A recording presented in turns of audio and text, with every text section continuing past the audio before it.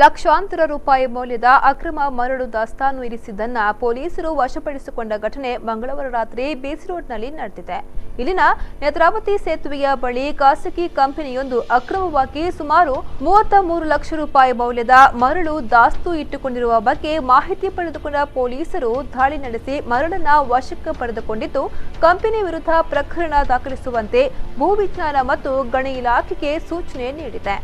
ಸಕಲೇಶಪುರದಿಂದ B.C.Road ವರೆಗೆ ನಡೆಯುವ ಚತುಷ್ಪಥ ಕಾಮಗಾರಿಯನ್ನು ನಡೆಸಲು ಗುತ್ತಿಗೆ ವಹಿಸಿಕೊಂಡಿರುವ ಖಾಸಗಿ ಕಂಪನಿಯು ಪಾಣೆಮಂಗಳೂರು ಬಳಿ ಖಾಸಗಿ ಜಾಗವನ್ನ ಬಾಡಿಗೆ ಪಡೆದು ಆ ಸ್ಥಳದಲ್ಲಿ ಅಕ್ರಮವಾಗಿ ಮರಳನ್ನ ದಾಸ್ತಾನು ಇಟ್ಟುಕೊಂಡಿತ್ತು. 1100 ಲೋಡ್ ಮರಳನ್ನ ಪೊಲೀಸರು ವಶಕ್ಕೆ ಪಡೆದುಕೊಂಡಿದ್ದಾರೆ.